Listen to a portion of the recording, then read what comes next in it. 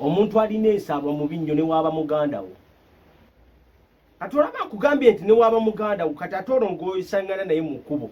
Ensaalwa mbi nnyo era nkwewaza okubeera n'ensaalwa. Omuntu alina ensaalwa kyekikolwa oba kyekirwadde mu mutima ekisemberayo ddala alyoka agende ku ddogo. Omuntu atuukira okuloga olwedde omutima gwe guba gwalwala dda nga munnange tayagaliza.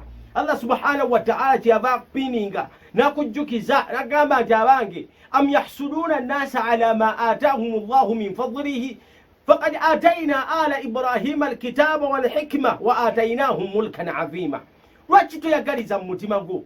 Lwaki omutima gwo togufuula free nobeera ng'oyagaliza buli kyolaba buli kikuyita mu maaso n'okyagaliza buli omu kyabeera nakyo n'okyagaliza naye n'olaba akamotoka ka gundi n'oyagala kamuveeko n'olaba ente ya gundi n'oyagala emuveeko n'olaba obukoko bwa gundi n'oyagala bumuveeko apanze musajja wattu gye yava wala nnyo n'ajja n'akola akaduuka n'oyagala nako kamuveeko gwe ensaalwa ogenda gikomyawa jamaa.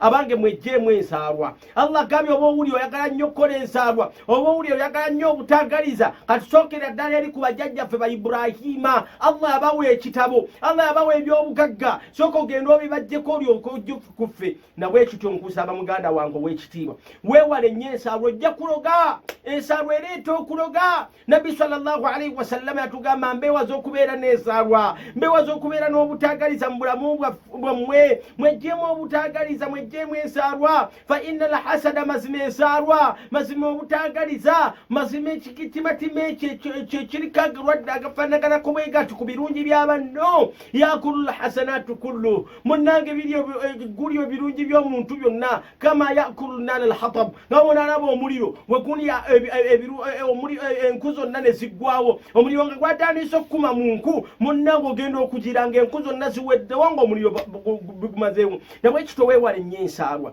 Nkugambye nti jerase kiyitibwa ensaalwa obutagaliza kyekikolwa ekisemberayo ddala omuntu alyoka agende ku ddogo. Munnange towala na banno, munnange ekikoogeza ebingi n'oyogerera banno n'obatemerera n'okola obukodyo bwonna ebirungi Allah byabawadde bibaveeko togenda mmalako nabyo munnange. Si ggwe abibawa, yabibawa naawe gweoba osaba Allah subhanahu wa ta'ala abibawe. Wejjeemu obutagaliza, wejjeemu enkwe, wejjeemu ensaalwa, omutima gwo gubeere ng'ogufuula stress free insha Allah. Ojja kwewala n'ebirwadde bingi, ojja kwewala pressure, ojja kwewala sukari, ojja kwewala okusanyala, ojja kwewala agalwadde ganja agandiko edeke omutwe okukulumaaluma n'ofuuka ekizibu. Munnange byonna ojja biwona nga wejjeemu ekigambo butagaliza. Saba Allah jalla jalaaluhu atuwa okwagaliza. Saba Allah subhanahu wa ta'ala tuteeke emitima gyaffe essanyu n'ebyenyi byaffe nga bisanyufu buli watulaba ku birungi bya bannaffe,